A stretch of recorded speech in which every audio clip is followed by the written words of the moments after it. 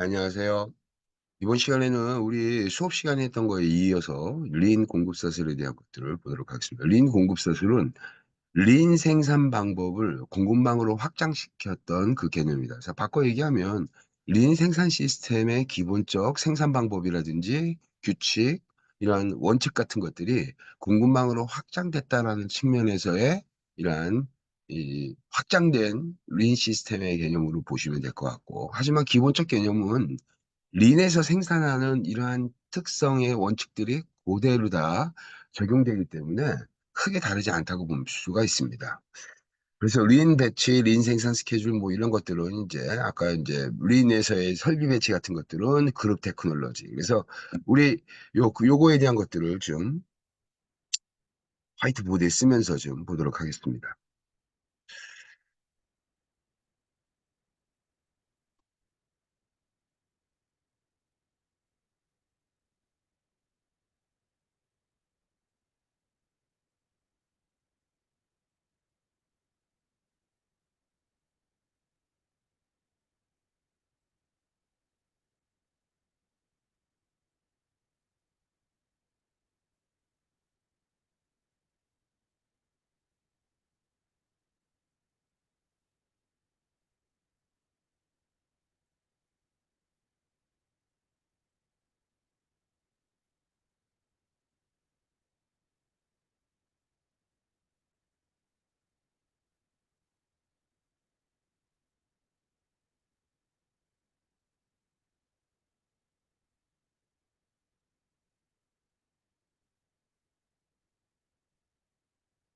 네, 그래서 일단 그 지금 보이는 화면처럼 그룹 테크놀로지에 관련된 것들은 유사한 상품군으로 유사한 그 바꿔 얘기하면 홀류 다양한 제품을 섞어서 홀류로 이렇게 생산하니까 홀류로 생산하니까 당연히 제품을 이제 이 셋업 타임을 줄이기 위해서 유사한 형태의 특징으로 유사한 작업 그래서 이게 이 그룹 테크놀로지 GT셀이라고 하죠. 이제 그룹을 테크놀로지 그러니까 유사한 것, 이 작업이라든지 재질의 유사성, 이 유사성의 원칙에 의해서 재질의 유사성, 크기의 유사성, 이러한 작업의 유사성 등 유사성의 원칙에 의해서 워크셀, 작업을 하는 워크셀을 만들죠.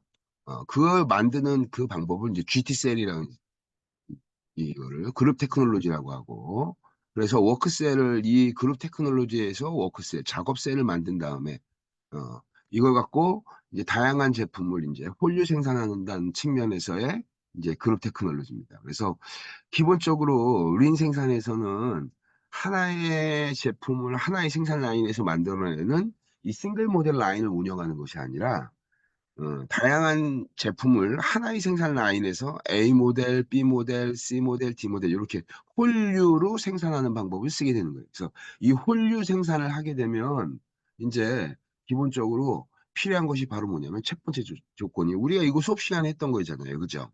이 린 생산 시스템에서 굉장히 중요한 개념이 제일 첫 번째가 바로 뭐냐면 기본적으로 셋업 타임에 대한 것들을 낮춰야 되고, 두 번째, 이게, 리드 타임.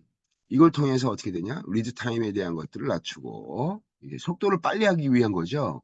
그러니까 이 생산 시스템이 대량 생산으로 전통적인 대량 생산으로 물건 만드는 것이 아니라 주문형 프로세스에 의해서 시장에서의 수요와 공급을 일치시킨다라는 이러한 궁극적인 목적을 이루기 위해서 생산의 프로세스가 오더에 의해서 만들어지는 거죠. 그래서 전통적으로 밀어내는 그런 푸시 방식이 아니라 이러한 오더 방식에 의해서 생산이 시작되는 거예요. 그러니까 당연히 어떻게 되냐? 이러한 리드 타임을 줄이기 위한 방법들이 굉장히 중요하다. 그런 측면에서 그래서 세 번째가 이제 바로 뭐냐면 럿 사이즈죠. 생산의 럿 사이즈. 럿, 럿 사이즈를 어떻게 해야 되냐? 작게 운영한다.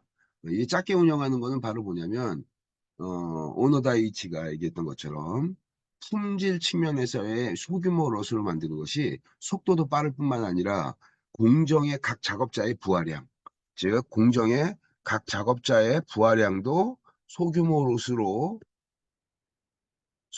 롯으로 집어넣는 것이 훨씬 더 자재가 각각의 작업자들한테 머무는 시간이 짧기 때문에 전체 리드 타임이 빨라진다는 얘기예요.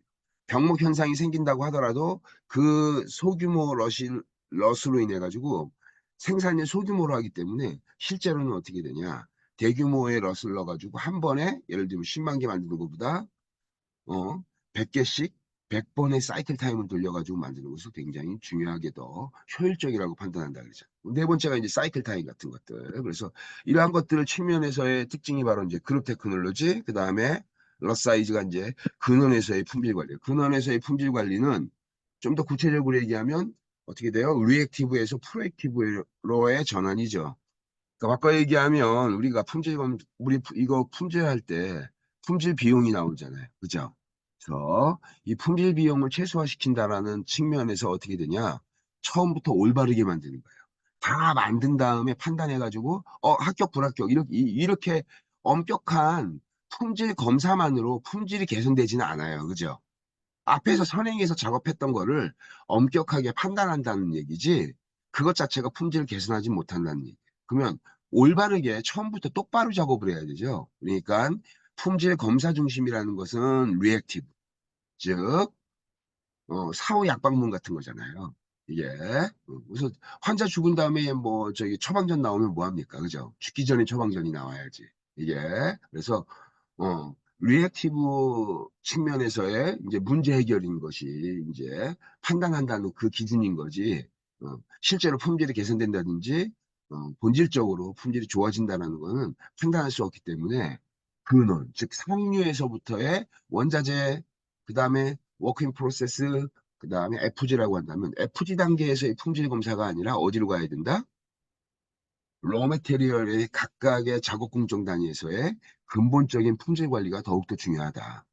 그다음에 지트 생산은 이게 저스트 인 타임이에요. 이 저스트 인 타임이라는 얘기는 적시 정량입니다. 이게 그래서 적시의 정량을 맞춘다. 즉 온타임 딜리버리니까 필요할 때 필요한 수량을 적시에 딱 10개가 필요해? 그럼 10개 딱. 지금 당장 10개? 그러면 지금 10개를 공급해 주는 거예요. 당연히 어떻게 됩니까? 생산이 아니라 린 공급망에서는 공급자들의 다양한 이러한 정보 공유를 통해 가지고 시장에서 필요한 수요를 자동화되어져 있는 이 스케줄링에 의해서 시간에 맞춰 가지고 납기를 해주는 거예요. 당연히 인바운드 물류는 인바운드의 횟수, 물류, 회사 안으로 들어오는 이 물류는 횟수가 증가할 것이고 실질적으로 어떻게 되냐? 어, 회사의 구매 기업의 근처에서 기업과 하나의 소규모 공장으로 운영되는 그런 포커스 팩토리 형태의 초점 공장으로서의 역할을 이제 어, 수행하게 되는 거죠. 그래서 그런 측면에서의 집생산이에요. 그래서 집생산은 어떻게 되냐? 소규모로 적시에 필요한 양만큼 공급해주는 능력. 무엇을 없애려고 재고 때문에. 그다음에 공장의 부하를 평준화시킨다는 것은 라인을 밸런싱 시키는 거예요. 아까 얘기했듯이 A, B, C, D의 이러한 작업자들의 공정 부하량을 균일하게 만들어서 흐름의 속도를 통제하는 거죠. 그죠? 이게 그래서 공정의 부하를 평준화시킨다는 얘기는 옆에다 쓰세요. 이것들은 라인을 밸런싱, 균형화시키는 거예요. 이게 그래서 이러한 생산 계획이라든지 다양한 것들을 공정의 프로세스 속도를 일관된 속도로 유지할 수 있도록. 그래서 일관된 속도라는 것은 그 속도가 뭘 결정하냐? 시장의 수요를 결정하는 거죠. 공급과 수요를 일치시키기 위한 측면에서. 그 다음에 또 린 생산 시스템에서는 전체 흐름량을 통제하는 칸반이라는 게 있어요. 칸반. 칸반. 칸반에 의해서 자재와 전체 이러한 이 물적 유통의 흐름과 정보의 흐름을 이거를 동기화시키는 거예요. 실제로 이제 자재가 흘러가게 되면 자재가 흐름의 모든 정보들을 어디에다 반영한다? 칸반에다가 반영하는 거죠. 칸반에다가. 그래서 작업자들은 이 칸반에 대한 특성을 갖고 어떻게 되냐? 자재가 지금 몇 개가 부품 넘버, 러트 넘버가 뭐 A0001이야. 그럼 A0001 부품이라고 하는 러트 넘버죠. 이게. 그래서 부품 넘버를 보고 수량은 뭐 100개, 뭐 200개. 그래서 이것이 목적지가 어디에요? 목적지가 어디로 가고 시간에 관련된 것들. 되게 중요한 게 칸반에서도 시간 같은 것들이 결정돼 있어요. 그래서 목적지에 도달하는 시간이나 이런 것들이 주어지기 때문에 작업자들은 어떻게 한다? 그걸 통해서 속도를 통제할 수 있다. 그다음에 이제 뭐 소요 칸반 개수 구하는 거, 소요 칸반 개수 구하는 거 우리 앞 이제 수업 시간에도 했던 거니까 요거 꼭 머릿속에 숙지할 수 있도록. 그다음에 작업 준비 시간을 최소화시키는 셋업 타임을 최소화시킨다라는 거. 요거 여러분들 제가 뭐라 그랬죠? 도요다의 TNGA, 그죠? 새로운 이 자동차를 만드는 아키텍처 플랫폼, 그죠? 그래서 하나의 모델을 갖고 다양한 형태로 변형하기 때문에 어떻게 되냐? 홀류 생산이 가능하게 하는 거예요. 이질적인 자동차를 만드는 것이 아니라 아반떼, 그랜저, 제네시스 이렇게 다양한 형태의 이질적인 것을 만드는 것이 아니라 하나의 모델에서 파생되어져 있는 또 다른 모델을 동일한 생산 라인에서 같이 만드는 거예요. 그렇게 만들어 버리면 어떻게 할까요? 휠베이스라든지 상당수의 부품이 공유가 됩니다. 공유가 되기 때문에 생산을 하는 속도도 빨라질 것이고 학습화에도 굉장히 작업자의 노동 생산성도 향상될 것이고 그다음에 새로운 신차를 개발할 때도 R&D 비용 같은 것들이 줄어들기 때문에 이러한 이 작업 준비 시간을 최소화시키는 것이 굉장히 중요해요. 라인을 그다음에 여기서 아까 얘기했던 것처럼 어, 공장 부하를 평준화시킨다는 거. 바꿔 얘기하면 공장 부하를 평준화시키는 거, 그다음에 칸반을 이용한 생산 통제 시스템을 이용하는 거, 그래서 적절한 소유 칸반에 이 소요되는 칸반 개수, 칸반, 이 이제 바구니에 들어가 있는 트레이 얘기하는 거예요. 트레이 이렇게 같은 거, 그걸 얘기하는데 그 개수 같은 것들을 이제 몇 개를 이제 써야 되냐 이런 것들은 바꿔 얘기하면 수요와 공급이라는 이러한 명제를 맞추기 위해서 만들어낸 이 절차 같은 것들이죠. 그다음에 작업 준비 시간을 최소화하는 것들 이것들이 각자 독자적으로 지금 이렇게 제가 이렇게 주제 단어를 써가지고 했지만 서로 밀접하게 연관되어져 있는 문제인 거죠. 이게 공장 부하의 즉 바꿔 얘기하면 흐름 속도를 통제하기 위해서 산출량을 일정하게 작업의 산출량을 일정하게 만들고 작업의 산출량을 일정하게 만들려면 워크셀을 만들 때 워크셀을 유사한 작업으로 그룹핑을 해가지고 묶어버리는 거죠. 이렇게.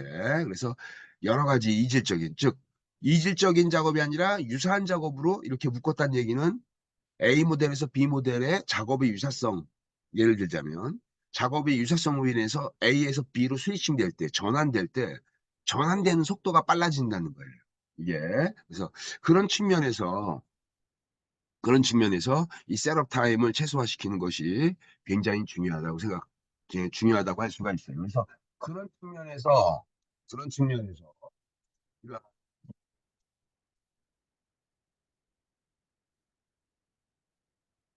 이 SMED라는 게 있어요.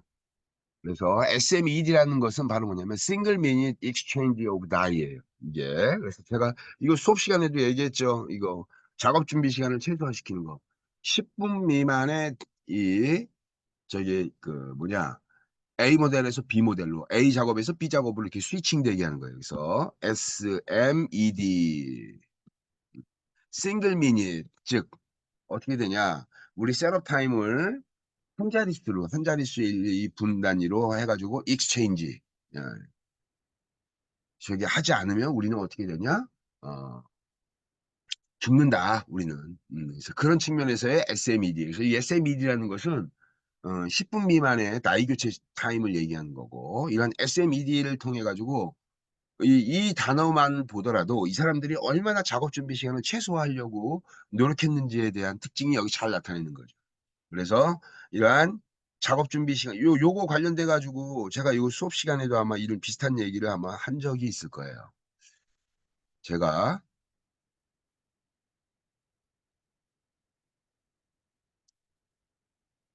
저기 이거 SMED에 관련된 것들, SMED에 관련돼 가지고 여러분들 이거 저기 대표적으로 1950년대, 1950년대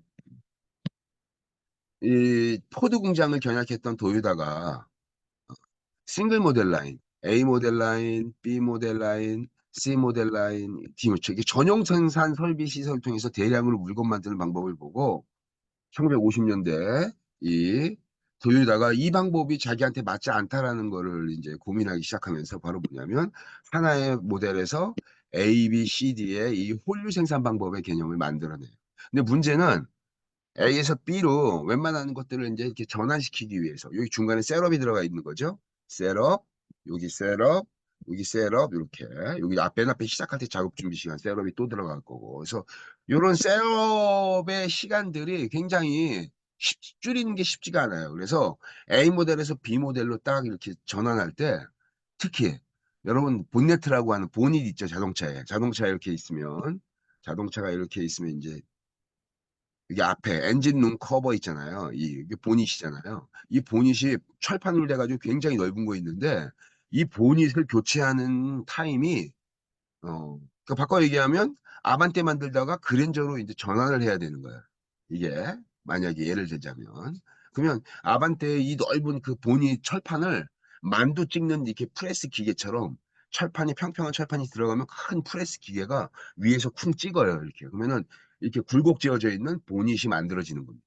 이게 근데 그 보닛 철판이 A 모델하고 B 모델이 다르기 때문에 엄청나게 큰 그 프레스 기계가 아반떼 만들다가 그랜저로 전환돼야 되는데 그 큰 프레스 기계가 전환되는 게 그게 쉽지가 않겠죠. 그죠? 그래서 50년대 초반 때는 이 사람들이 도요다에서 연구를 했는데 A 모델에서 B 모델로 보닛, 즉 자동차 엔진룸 이 커버를 철판을 교체하는 작업이 30일 걸렸어요. 30일. 공정에서 30일.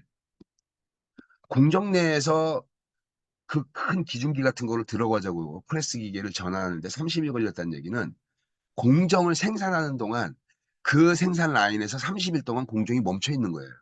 이거 엄청난 거죠, 이게. 이 사람들이 이거를 10년 동안 연구해가지고, 10년 동안 연구해가지고, 공정에서 50년대 말에는 이 30일 걸리는 본세의 이 셋업 타임이 B 모델로 또 다른 모델로 전환될 때, 이걸 30일에서 이제 10년 정도 노력한 다음에 50년대 후반에는 이걸 3분 내, 3분 정도로 줄였어요. 어마어마하죠. 30일을 3분으로 줄였어요. 10년 동안. 계속 스위칭, 이 보닛을 교체하는 이거를. 다양한 설비를 자기들이 특허를 내서 만들기도 하고, 설계하기도 하면서. 그래서 이게 지금은 어떻게 되냐?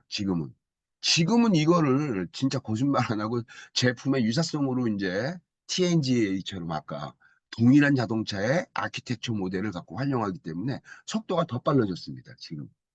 그래서 지금 같은 경우에 이제 작업 단위의 특성에 따라 달라지지만 이 교체하는 타임이 거의 진짜 3분 이하로 더 떨어지는 굉장히 아주 빨라지는 형태로 이제 그래서 그렇게 속도를 빨리 한다는 얘기는 어떤 물건이기 때문에 주문이 들어온 물건이기 때문에 빨리 만들려고 하는 거예요. 이게 사줄 거라는 잠재적 기대하에 밀어내는 방법이 아니라 고객이 주문한 제품이기 때문에 빨리 생산해서 공급해야 된다는 얘기예요. 이게. 그래서 이런 셋업 타임에 대한 것들이 이제 나타나게 되고 다시 우리 강의 슬라이드를 돌아가서 이러한 다양한 형태의 이러한 그 작업 준비 시간을 최소화시키는 것이 중요하다. 그래서 우리 책에 나와 있는 다양한 이 재고 관련되어져 있는 비용이 있어요. 이게 요거 관련된 것들을 우리가 제가 간단하게 그런 것들에 대한 개념만 간단하게 설명하고 그리고 이제 뒤에 또 이제 연결해서 또 설명하도록 하겠습니다. 그래서 그 이제 우리 책에 나와 있는 361페이지에 나와 있는 이 재고에 관련되어져 있는 비용은 우리 재고 시간에 또 다루는 내용이에요. 이게. 그다음에 이제 린 공급 사슬에서 굉장히 또 중요하게 그 강조하는 내용들 중에 하나가 뭐냐면 어, 스페셜라이즈드 즉 특화되어져 있는 그러한 공장을 운영해요. 그러니까 특화되어져 있는 공장이라는 얘기는 전문화된 공장이에요. 그래서 하나의 그냥 생산 라인에다가 어마어마한 큰 규모의 대량 생산 공장을 만들어 가지고 그걸 전문화시켜서 운영하는 그러한 형태의 이 공장이 아니라 소규모로 운영하는 그러한 특화된 공장. 이런 소규모로 운영되어져 있는 이 특화된 공장들을 어, 음, 고도 집접화 시켜가지고 다양한 형태로 이제 그룹핑 시켜가지고 이제 물건을 만들어내는 그러한 공장을 운영하는 거예요. 그래서 이 특화된 공장 같은 것들은 바로 뭐냐면 대량 생산 중심의 거대 설비를 이용하는 그러한 공장 라인에서 소규모 목적에 맞는 조그만 공장을 만들어서 소량의 제품을 수요에 맞춰서 그때그때 수요량을 맞춰서 공급해 준다. 여러분 제가 지금 계속 소규모 시장의 수요에 맞춰야 돼 이런 얘기하면서 굉장히 이러한 러 사이즈도 작아야 된다 그러고 막 이런 얘기하니까 굉장히 조그맣고 조금 저기 소량으로 물건을 만드는 주문형 프로세스라든지 이런 형태로 자꾸 이해하면 안 돼요. 이게 바꿔 얘기하면 도요타는 이 리인 생산 방법, 도요타의 TPS나 이걸 통해서 작년 같은 경우에는 자동차 판매량 1등 기업입니다. 전 세계에서. 이게 자동차 메이커 중에 판매량 1등한 기업. 예, 모델별로 보고 이게 그러니까 바꿔 얘기하면 그냥 대량 생산인데 그 대량 생산을 만드는 방법 자체가 다른 거죠. 이게. 그래서 그런 측면에서의 특화된 공장이고, 당연히 공급 사슬에서 도요다가 가져야 될 재고를 상당 부분 어떻게 돼요? 시장의 수요와 이거의 공급을 일치시키기 위해서 내가 가져야 될 재고를 공급업자한테 정보를 공유해 주면서 특화시켜야 돼요. 이러한 공장으로부터 수요에 맞게 부품들을 공급받는 거예요. 이게. 그러니까 당연히 협력업체하고 효율적으로 운영하는 것도 굉장히 중요한 개념이고, 그래서 우리 저 수업 시간에도 제가 이 말을 했죠. 린 공급망, 즉 바꿔 얘기하면 린 공급망으로 운영되는 이 도요다의 부품을 공급하거나 공급망에 포함되어져 있는 공급 기업들은 절대 망하지 않는다. 이게 즉 구매 기업과 부품 공급 기업 간에 굉장히 아주 친밀도가 높은 거예요. 들어가기도 어려울 뿐더러 한번 들어가면 장기 계약 같은 것들을 오랜 기간 동안 하니까 웬만해서는 기업에서 문제가 생기지 않는다. 이게 그래서 장기 계약을 하고 협력업체하고 상호 윈윈 즉 상호 협약을 통해 가지고 이 특화되어져 있는 음, 좋은 거래 관계를 유지하려고 이제 노력을 많이 하는 거죠. 업체와의 관계라든지 이런 것들도 굉장히 아주 린 공급사슬에서는 굉장히 중요한 하나의 개념이라고 할 수 있어요. 그 다음에 린 공급사슬 이걸 이제 확장을 해서 그래서 원자재부터 시작해서 그래서 바꿔 얘기하면 원자재부터 시작해서 그 다음에 WIP 그 다음에 FG로 연결되는 이러한 공급사슬을 구축하는데 다양한 공급자들이 이제 여기에 고객까지 참여할 수 있게 하는 거죠. 그래서 이 통합화시켜진 이러한 이 공급망을 이제 통합된 관리의 규칙이 바로 린이에요. 린의 기본적 목적은 낭비를 제거하는 것. 이게 낭비 중에서 가장 큰 비중을 차지하고 있는 것이 바로 인벤토리직 재고죠, 재고. 이게 그래서 그러한 측면에서 다양한 공급사슬 구현을 위한 린 공급사슬의 가이드라인 같은 것들을 제시합니다. 그래서 린 공급사슬에 참여하는 모든 기업들은 첫 번째가 바로 뭐냐면 협력을 기반으로 한다. 협력.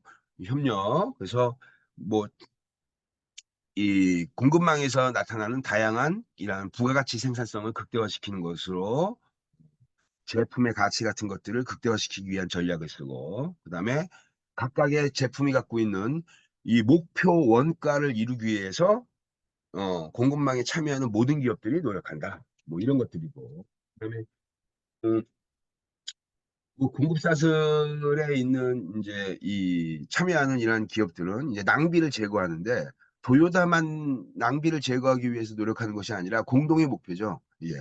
부품을 공급하는 공급사들도 낭비를 제거해주고 그 다음에 도요다도 낭비를 제거하고 이 철학이 공유되는 거예요.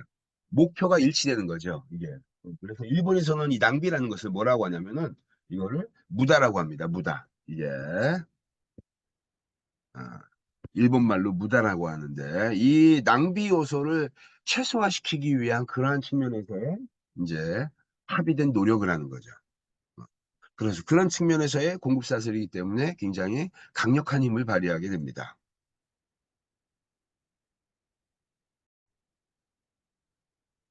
네.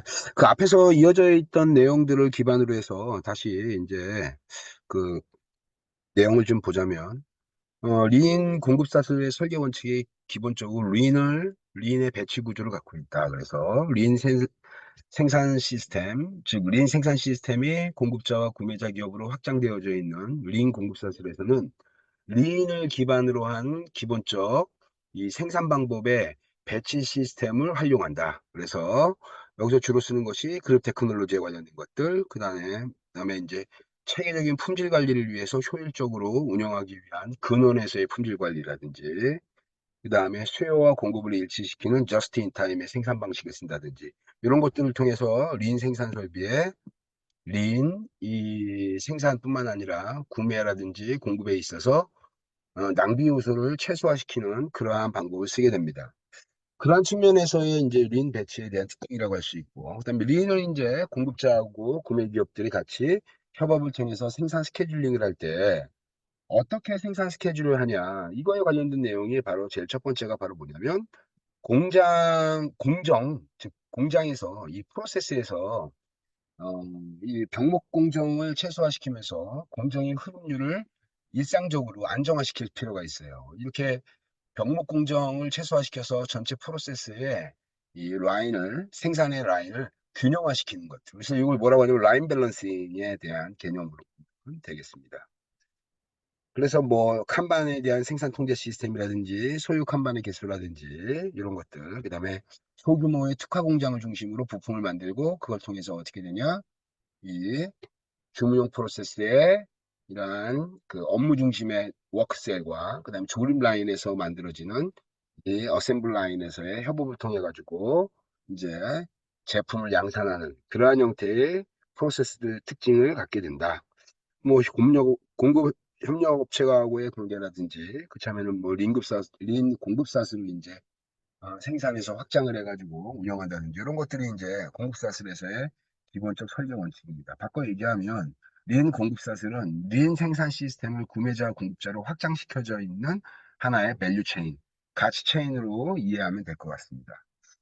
그래서 우리 요거 뭐 저기 제공품 재고 최소화시키고 뭐 이런 얘기들은 이제 쭉 이제 수업 때 이제 충분히 했던 것 같고, 그 다음에 뭐 재고 같은 것들, 재고가 낭비가 이제 이 림에서 이제 굉장히 중요한 의미가 이제 무다라고 하는데, 무다. 이게 이제 낭비입니다, 낭비.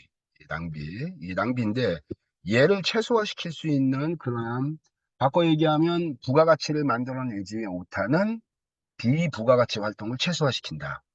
근데 제조기업에 있어서 모든 낭비 요소의 근원적 출발은 어디서부터 시작한다? 재고가 가장 많은 비중을 차지하고 있고, 재고가 다양한 낭비의 근본적인 측면에서 이제 직간접적으로 연결돼 있다는 거죠. 그래서 그런 측면에서 재고의 문제가 여기 나온 것처럼 다양한 이러한 비효율의 문제하고 직간접적으로 연결돼 있더라. 뭐 린 생산 시스템 뭐 이런 것들은 이제 책에 있는 내용들을 여러분 한 번씩 읽어보시면 될 것 같고, 우리 칸반에서 칸반 생산 통제를 어떤 형태로 가냐, 바꿔 얘기하면 생산 통제하고 이제 하나는 바로 뭐냐면 이제 이 물적 유통의 흐름과 그 다음에 정보의 흐름을 동기화시킨 거예요. 그래서 작업자들한테 그러니까 대량 주문용 프로세스의 특징과 그 다음에 조립 라인의 특징이 결합되어져 있는 두 가지의 생산 시스템의 특징이 있는 게 린 생산 시스템의 특징인데, 이 린 생산 시스템은 포드에 의해서 대량 생산으로 만들어졌던 푸시 방식의 이러한 생산 시스템하고는 달리 이용자들, 즉 공정을 이용하는 작업자들에 의해서 이 프로세스의 흐름 속도를 통제할 수 있어요. 바꿔 얘기하면 헬리포드에 의해서 만들어진 대량 생산 시스템은 컨베이어 벨트의 속도를 관리자가 통제함으로 인해서 작업의 속도와 공정에서 물적 유통의 흐름을 통제할 수 있는 수단으로 활용했는데, 그러니까 작업자가 직접 이 물적인 이 흐름을 통제하지 못했다는 측면에서는 수동적으로 이제 대응하지만 이 린 시스템과 같은 이러한 시스템에서는 작업자가 이 칸반의 정보를 통해 가지고 생산과 유통에 관련된 다양한 정보들을 이제 인지하게 되고 그걸 통해서 프로세스의 흐름 같은 것들을 이제 직접 통제하는 그러한 방법으로 활용되게 됩니다. 그런 측면에서 머신 센터가 바로 뭐냐면 여러분들 이게 워크셀이에요. 워크셀. 워크셀에서 뭘 만들죠? 여기서는 이제 부품을 만들게 됩니다. 특정한 부품. 그래서 부품을 만들게 되고, 이 부품들이 이제 머신센터에서 만들어져서 특정한 저장소로 이동되게 됩니다. 그럼 그 저장소에서 필요한 물품을 하나 빼게 되면 필요해 있던 저장소에서 물건이 빠져나갔기 때문에 다시 빠져나간 수요만큼, 시장의 수요만큼 필요한 재고의 인출에 의해서 어떻게 되냐? 생산 지시 명령서가 다시 들어가게 되고, 이러한 물적 유통의 흐름은 다시 어디로 가?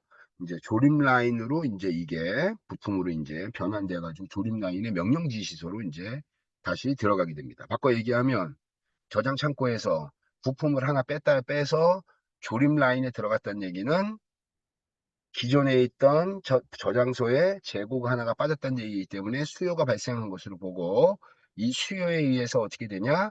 어, 필요한 양만큼 또 빠져나간 양만큼 생산을 하게 만드는 거죠. 생산 지시서가 이제 생산 칸반이 들어가게 되고, 자재의 흐름에 따라서 여기서 자재가 또 다른 저장소로 이동하게 되고, 그 저장소에서는 부품 공정으로 자재가 지급되면서 조립 공정에서 이제 가공하게 되는.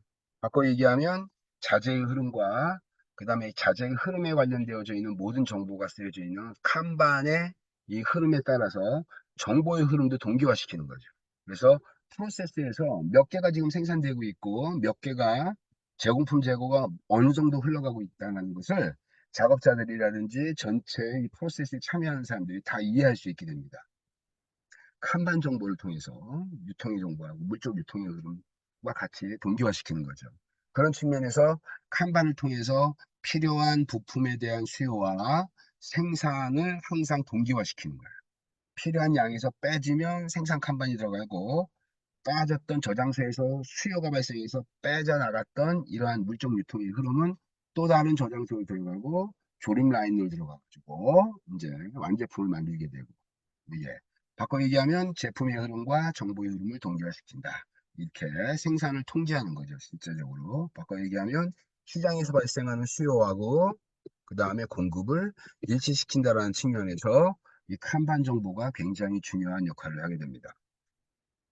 그래서 칸반 풀 시스템이니까 여기서 말하는 이 풀 시스템은 수요가 발생했을 때 이제 발생한다는 얘기예요. 시장에서 수요가 발생하게 되면 그 정보가 필요한 양이 결정되고, 그 필요한 양에서 기존에 있던 저장소에서 자재의 흐름이 만들어지고, 빠진 양만큼 다시 생산 명령 지시서가 들어오고, 여기서는 다시 이걸 갖고 조립 라인에 들어가서 부품이 이제 특정한 부품끼리 결합돼 가지고 완제품이 만들어지는 일종의 생산 프로세스를 가집니다. 그래서 내가 여러분들한테 수업 시간에도 얘기했던 것처럼 요 중간에 있는 하이브리드 프로세스는 대량 생산을 만드는 요 1번 프로세스와 주문형 맞춤식 프로세스는 2번 프로세스가 결합된 게 여기 3번 가운데 있는 3번이잖아요. 그래서 그게 이제 여기 지금 똑같이 나눠진 거예요. 바꿔 얘기하면 2번의 작업 중심의 공정에서 만들어지는 게 바로 뭐냐면 여기에 머신센터에서 만들어지는 부품입니다. 그래서 여기서는 워크셀, 특정한 목적의 부품들을 만들어지고, 워크셀에서 그 워크셀에서 만들어진 이 워크셀이 한두 개가 아니겠죠. 굉장히 다양합니다. 그래서 여기서 만들어지는 소규모로 만들어졌던 부품들은 특정한 장소로 이동하면서 어떻게 돼요? 조립 라인을 가동하게 돼요. 그래서 이렇게 쭉 나눴을 때 어떻게 되냐? 여기가 이제 대량 생산을 만드는 조립 라인이 될 거고, 그다음에 2번은 부품을 만드는 이렇게 되겠죠. 그래서 한 생산 프로세스에 두 개의 공정 시스템이 결합되어져 있는 형태. 이게 바로 린 생산 시스템의 특징이죠. 린 생산 시스템과 린 공급망은 생산 시스템을 단일 기업 내에서 있던 것들을 공급망으로 확장한 형태의 밸류 체인으로 이해하면 된다. 그래서 kanban에 관련된 것들을 한 번씩 이제 보면 될 것 같고, 그래서 소요 kanban에 대한 개수를 결정하는 그런 문제를 한번 여러분들 반드시 한번 이 예제를 한번 풀어보도록 하겠습니다. 저기 풀어보면 좋을 것 같습니다. 그래서 그런 측면에서 어떻게 되냐, 우리 책에 나와 있는 예제를 쭉 해서 보면, 책에 나와 있는 예제가 바로 뭐냐면, 미국의, 제가 읽어드릴게요. 미국의 3대 자동차 회사에서 머플러, 예, 배기구 나오는 머플러를 납품하는 얼빈 오토모티브라는 회사가 있는데, 이 회사는 작업셀에서 풀 시스템으로, 시장의 수요와 공급을 일치시키는 풀 시스템으로 자재가 출고되도록 칸반을 사용하기로 했다. 그래가지고 수요와 공급을 일치시키는 칸반 제도를 쓰고 있고, 얼빈의 각 작업셀은 특정 머플러 제품 그룹을 생산하도록 설계되어져 있고, 그래서 블라블라블라블라 쭉 이렇게 돼 있습니다. 그래서 중간에 보면 여기서 만드는 부품은 10개 단위로 배치 사이즈로 한 번에 생산할 때 한 개씩 만드는 것이 아니라 10개 묶음 단위 배치 사이즈. 이게 일종의 뭐예요? 생산 러 사이즈죠. 생산 러 사이즈는 제조되며 틀을 이용해서 작업셀로 이동된다. 작업셀은 다른 전환기 모델 간의 생산 전환에 따른 가동 준비를 즉 이 마우라에 들어가 있는 이 촉매 전환기라고 하는 이 부품이 A 모델에도 들어가고 B 모델에 들어가고 뭐 C 모델에 들어가고 다양한 모델에 들어가니까 그러한 모델의 특성에 맞게 다양한 모델이 중간에 홀류 생산되고 있다는 뜻이에요, 이게. 그래서 어, 가동 준비로 인한 손실이 거의 발생하지 않도록 설계되어져 있다. 셋업 타임을 최소화시키도록 만들어져 있다. 그러면서 작업셀은 약 4시간 안에 촉매 전환기 한 대치의 주문을 충족할 수가 있다. 이게 4시간에 이제 한 대치의 이 주문을 설계할 수 있도록 됐다고 했으니까 어떻게 되냐? 한 번에 이제 배치를 4시간 동안 해서 작업할 수 있고 이 머플러를 작업하는 워크셀에서는 어떻게 되냐 시간당 평균 8개의 머플러를 조립 생산하고 있습니다. 이게 시간당 8개의 머플러를 만들고 있는데 실제로 공정 내에서 흘러가고 있는 전체 이 작업 공정은 4개의 4시간 동안 이제 운영되기 때문에 시간당 8개씩 만들고, 시간당 8개씩 만들고, 워크셀에서 작업되는 이 촉매 전환기에 대한 리드 타임은 4시간 단위로 묶음 형태로 이렇게 가공되기 때문에 8 곱하기 4, 4시간 동안 네, 한 시간에 8개씩 만드는데 한 번에 만들려면 배치 사이즈를 4시간 동안 돌아가니까 전체 8 곱하기 4 해가지고 32개 만드는 거예요. 한 배치 사이즈에서 만들려면 그래서 32개 만들고 이 회사 공정에서는 시장의 수요 변동성에 대응하기 위하여 안전재고를 10%를 갖고 있다라는 거예요. 그래서 여기서 그래서 그런 측면에서 어떻게 되냐? 컨테이너의 용량 같은 것들은 여기서는 몇 개씩 들어가냐? 10개가 들어가 있고, 리드 타임 동안의 예상 수요는 8개씩 4시간 동안 만들 수 있고, 그 다음에 8개씩 4시간 만드는데, 컨테이너에 담겨져 있는 전체의 양은 최대 10개씩 물건을, 부품을 담을 수 있어요. 그러면 전체 수요는, 칸반에 이 숫자는 몇 개가 필요하냐면, 4, 8이 32니까 32에다가 전체 10개를 나누니까 3점 몇 이렇게 나오겠네요. 그죠? 근데 이 뒤쪽에가 안전재고량이 있어요. 안전재고. 만약에 이 안전재고량을 갖고 있다는 얘기는 안전재고량을 갖고 있지 않으면 어떻게 돼요? 여기다가 곱하기 1을 하면 됩니다. 그러면 시장에서의 수요와 공급이 일치된다는 얘기예요. 풀 시스템에 의해서. 예. 근데 여기는 어떻게 했냐면 안전재고량은 10%가 되니까 어떻게 되냐면 여기다가 곱하기 1을 하는 것이 아니라 1에다가 몇 퍼센트? 여기다가 10%의 안전재고량. 그러면은 실제 수요와 공급이 일치되는 양은 요 양이에요. 32개. 근데 안전재고량이 10% 붙으니까 곱하기 어떻게 돼요? 1.1이 되겠네요. 그죠? 1.1 이렇게. 그 다음에 한 배치의 전체 컨테이너에 전체 담겨져 있는 전체 개수는 10개 단위까지로 잡을 수 있으니까 나누기 10개 하면 전체 소요되는 칸반의 숫자는 바로 몇 개냐면 10개들이 묶은 칸반에 전체 이 소요 칸반의 개수는 여기 나오는 것처럼 계산된 결과에 의하면 3.52개 정도가 나옵니다. 3.5 정도니까 3개가 넘으면 4개가 되는 거죠. 그죠? 3개가 넘으면 4개가 되는 거니까 3개로 해결이 안 된다는 얘기예요. 30개까지 해결되고 31개가 나와도 어떻게 되는 겁니까? 계산된 결과 31개 나와도 당연히 3이 넘었기 때문에 3으로 해결 안 되고 4개가 되겠죠. 그죠? 그래서 소요 칸반의 개수는 3.5이기 때문에 반올림이라기보다는 그냥 올림이죠.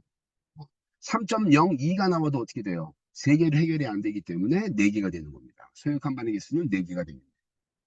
그래서 이런 형태로 우리가 이 필요한 소요 칸반의 개수를 우리가 구할 수가 있다.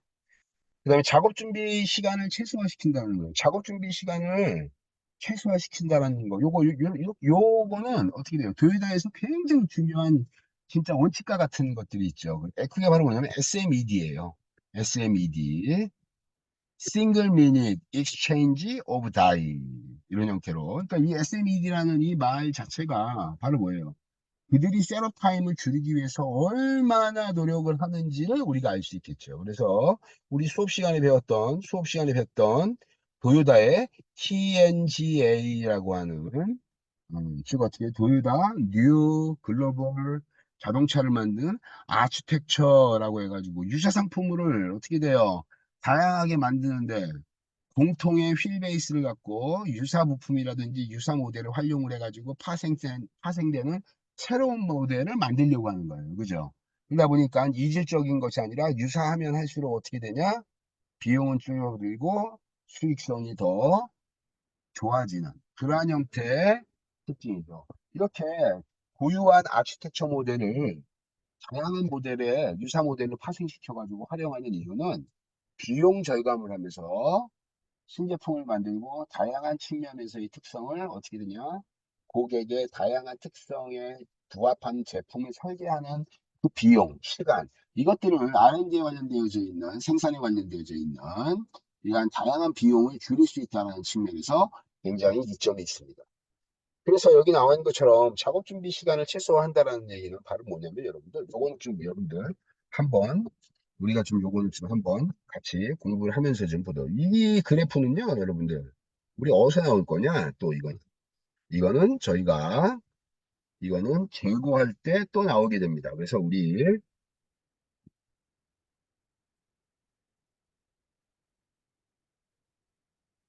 이 모델에 대한 것들 다시 한번 우리 지금 보도록 하겠습니다. 그래서 여러분들 여기 나와 있는 것처럼 이런 형태가 나와 있는데 이 셋업 타임, 즉 생산의 러 사이즈를 어떻게 소규모로 가져갈 거냐. 생산 러 사이즈뿐만 아니라 어떻게 돼요? 이제 공급망에서 나타나는 것은 생산보다는 어떻게 돼요? 자재라든지 완제품 또는 부품에 대한 공급과 구매라 그랬어요. 그죠? 구매. 그래서 여러분들한테 제가 뭐라 그랬냐면 이런 얘기를 한 적이 있어요. 제일 첫 번째가 바로 뭐라 그랬냐면 리드 타임. 리드 타임에 대한 것들이 생산에서의 리드 타임이 있고 두 번째 이 리드 타임이 또 어떤 다음이냐면요. 이 공급망에서는 공급해가지고 구매자가 오더 넣어가지고 물건 받아서 다시 창고에다가 필요한 양만 주문한 양만큼 집어넣는데 소요되고 있어요. 요거를 또 발주의 리드 타임이라고 얘기합니다. 그래서 우리 당연히 어떻게 돼요? 외부에서 부품을 공급해가지고 사온다라고 했을 때는 이러한 측면의 이 리드타임 개념으로 확장할 수가 있어요. 그래서 요거 갖고 여러분들 우리 한번 이 비용 구조가 어떤 형태가 됐는지를 한번 우리 보도록 하겠습니다. 예를 들면 이렇게 돼요, 여러분들. 재고에 관련된 것은 이렇게 되겠죠, 여러분들. 이렇게. 재고는 이렇게 돼서 요걸 뭐라고 하냐, 요거를 하나의 주문 주기죠, 이게. 주문의 주기가 됩니다. 여기는 바닥이 0이고 여기는 어떻게 돼요? 이렇게 완충됐을 때 재고가 내가 필요할 때 필요한 양을 공급받은 거예요. 완충돼서 풀로 찬 거예요. 그래서 하루의 소비량이 일정하다고 보는 거죠. 하루의 소비량이 일정하다고 보고 예를 들면 경영학부 사무실에서 복사용지를 30박스씩을 주문하고 있어요. 복사용지를 30박스를 주문하고 있는데 이 30박스가 여기가 되겠죠. 30박스 바닥이고. 그래서 이 30박스를 주문하고 복사용지의 하루의 소비량은 어떻게 되냐? 항상 한 박스씩 일정하다. 그러면은 이렇게 직선으로 나오는 거예요. 그래서 이게 하나의 주문주기예요. 그래서 경영학과 사무실에서는 어떻게 되냐? 1년에 30일짜리의 주문 주기를 몇 개를 갖고 있을까요? 달달이 주문하겠죠. 30일 기준으로 했을 때. 그러면 12번 주문하는 거예요. 그래서 요거를 이제 여기는 바닥났을 때 0, 그 다음에 가득 찼을 때 Q예요. 그러면 요 두 지점의 평균을 구하면 그게 뭐죠? 이게 주기재고입니다. 이게 여기서 제일 첫 번째가 주기재고예요. 주기재고, 주기재고. 주기재고인데 재고를 줄이기 위한 방법. 린에서는 재고를 줄이기 위한 측면의 것들을 굉장히 중요하게 고려한다 그랬잖아요. 그죠? 재고가 모든 문제의 시작점이기 때문에 재고를 줄이기 위한 노력에 굉장히 민감하게 대응한다. 이 기업들은. 그래서 주기 재고를 찾으면 어떻게 됩니까? 주기 재고는 이게 하나의 주기예요. 그죠? 주기의 재고는 0서부터 Q까지. 두 점의 주기 재고는 어떻게 되냐? 평균 주기 재고를 내가 만들 거다. 평균 주기재고, 평균 주기재고. 그래서 평균 주기재고는 어떻게 만드냐?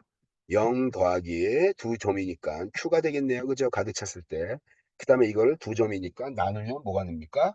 평균 주기재고. 그래서 주기재고, 하나의 주기재고는 어떻게 되냐? 2분의 Q가 되겠네요. 2분의 Q. 그러면 이제 이러한 재고에 관련된 것들을 우리 다시 돌아와서 재고에 관련된 것들을 봅시다. 우리 재고에 관련된 것들은 재고에 관련되어져 있는 비용은 우리 크게 묶어서 딱 두 가지로 구분할 수 있어요. 하나는 바로 뭐냐면 재고를 부품을 구매할 때 구매하는 비용이에요. 구매할 때 비용, 구매할 때 발주 넣어가지고 구매하는 비용이 되겠고 이게 그 다음에 또 하나는 재고를 보유함으로 인해서 발생하는 비용이죠. 그래서 이걸 뭐라고 하냐면 이걸 보유비용이라고 합니다.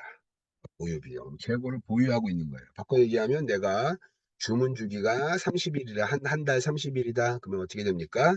30일이라고 했을 때, 30일이라고 했을 때 하루에 1일 날 전체 30박스가 들어오면 하루에 똑같이 한 박스씩 써가지고 30일 동안 쓰는 거예요. 그러면 1일 단계에서 어떻게 돼요? 30날 써야 될 재고를 보유하고 있는 거죠.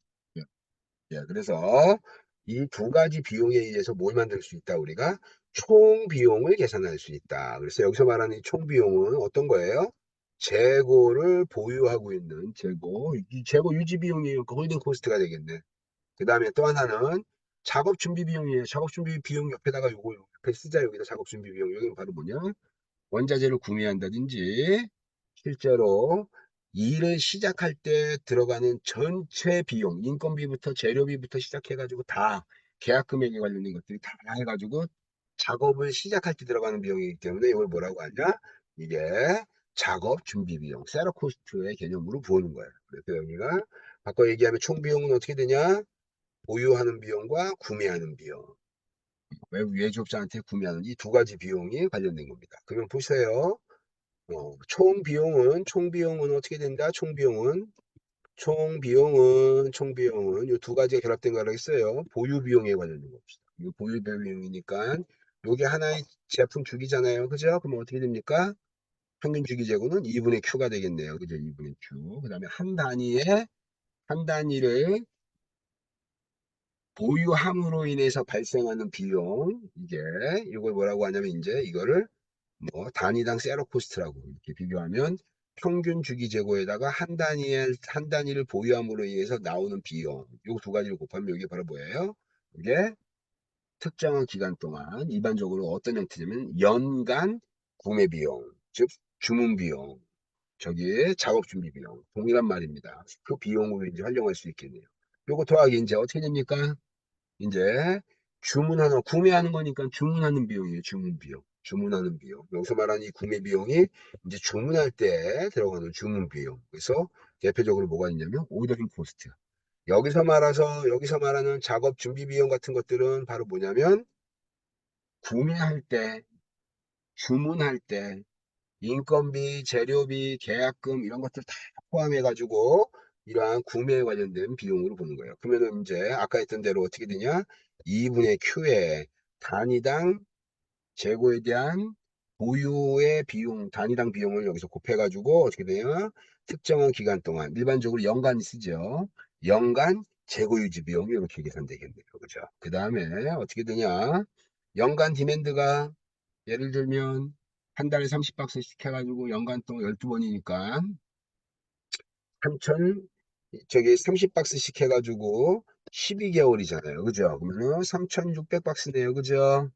이게 한 달에 30박스니까 아니 3,600이 360박스죠. 그죠? 360박스. 그러니까 이게 바로 뭐예요? 연간 디맨드잖아요. 디맨드를 한 번에 주문할 때 몇 개씩 당신은 주문하고 있어요. 30박스씩 주문하고 있어요. 그러면은 연간 디맨드를 어떻게 되냐? 한 번 발주할 때 발주량. 이게 바로 뭐예요? 이게 주문에서의 러 사이즈네, 그죠? 이 30개씩 우리는 주문하고 있어요. 그래서 연간 디맨드를 여기서 말하는 이 러 사이즈로 나눠버리게 되면 주문 횟수가 나오네요. 그 얘기하면 이렇게 되겠네요. 연간 360개의 디맨드가 있어요. 애뉴얼 디맨드예요. 애뉴얼 디맨드. 연간 디맨드가 있는데 한 번 발주할 때 우리는 30개 단위로 주문하고 있어요. 이렇게 되면 어떻게 돼요? 이렇게 되겠네요. 그죠? 이게 그래서 이런 형태로 아니 12가 되겠죠. 12, 12. 예. 그래서 12번 주문하는 거로, 12번 주문하는 거로, 이제 어떻게 되냐? 이렇게, 다음과 같이 이렇게 주문하는 횟수가 돼요. 그럼 한 번 주문할 때 얼마 걸리는데, 한 번 주문할 때, 한 번 주문할 때, 한 번 주문할 때 들어가는 비용이 이렇게 들어가겠죠. 그러면 어떻게 됩니까? 2분의 Q의 S 더하기 디맨드를 어떻게 되냐? 한 번 발주할 때 우리는 30박스씩 주문했어요. 30박스씩. 그 다음에 어떻게 되냐면 우리는 한 번 주문할 때 주문비가 얼마입니까? 그거에 대한 것들을 여기다가 이렇게 곱해주면 뭐가 되냐? 이게 토탈, 이게 재고에 관련된 총 비용이 됩니다. 그런 측면에서 어떻게 되냐. 지금 우리가 앞에서 나왔던 이 그림을 좀 볼게요. 이 그림을 보면 재고 유지 비용이 총 비용이 가장 작아진다고 하니까 요거는 재고 유지 비용, 세러 코스트. 그 다음에 여기는 어떻게 돼요? 재고 유지 비용이니까 홀딩 코스트가 되겠네요. 홀딩 코스트가 되고 작업 준비 비용이니까 세러 코스트가 되는 거네요. 그죠? 세러. 이게. 그래서 전체 사이즈를 한번 올려볼게요. 사이즈를 높이면 높일수록 어떻게 됩니까? 총 비용은 높게 잡히는 거예요. 이게 총 비용이. 이게 반대로 이러한 구조에서 어떻게 되냐? 발주를 집어넣는 전체 양을 줄이면 어떻게 되냐면 아까 30개들이 이렇게 해가지고 1년에 12번 주문했는데 한 번 주문할 때 내가 15번씩 주문할 거예요 라고 하면 전체 완충돼가지고 30개에서 들어오는 것이 아니라 이런 형태가 들어오겠죠. 작은 형태로. 예. 그래서 어찌됐든 그런 측면에서 어떻게 되냐. 럿 사이즈가 작으면 작을수록 총 비용이 어떻게 되냐. 이렇게 높아지고 반대로 럿 사이즈가 커지면 커질수록 어떻게 됩니까? 럿 사이즈가 커지면 커질수록 럿 사이즈가 커지면 커질수록 전체 총 비용이 이쪽이 위에 생기기 때문에 더 비싸게 주고 오는 그런 결과를 낳게 되는 거죠. 이게 그래서 그런 측면에서 여기서 말하는 전체 총 비용을 가장 저렴하게 하는 요 정도 레벨에서 이 정도 럿 사이즈가 조감이란 얘기예요. 이거를 더 작은 생산 럿 사이즈로 짜게 쪼개기 시작하면 짜게 쪼개면 어떻게 되냐? 작게 쪼개면 총 비용 자체가 이렇게 잘 줄어드는. 즉 바꿔 얘기하면 총 비용을 줄일 수 있다는 측면에서 굉장히 이점이 있는 방법이라고 할 수가 있습니다. 그래서 요거는 우리 여러분들 어디냐 재고에서 충분히 다루는 내용이니까 그때 또 한번 우리가 재고 계산을 통해서 배우도록 하겠습니다. 그래서 어쨌든 여러분들 이 그 린 생산 시스템에 대한 기본적 특징을 다시 한번 정리하면 린에서 특징은 바로 여기 나와 있는 이 세 가지의 내용을 잘 정리하는 것. 이게 되게 중요한 부분이라고 할 수가 있겠습니다. 그래서 그런 측면에서 어떻게 되냐? 요 리는 요것들 좀 핵심으로 잘 숙지했으면 좋겠습니다. 이상으로 마치도록 하겠습니다.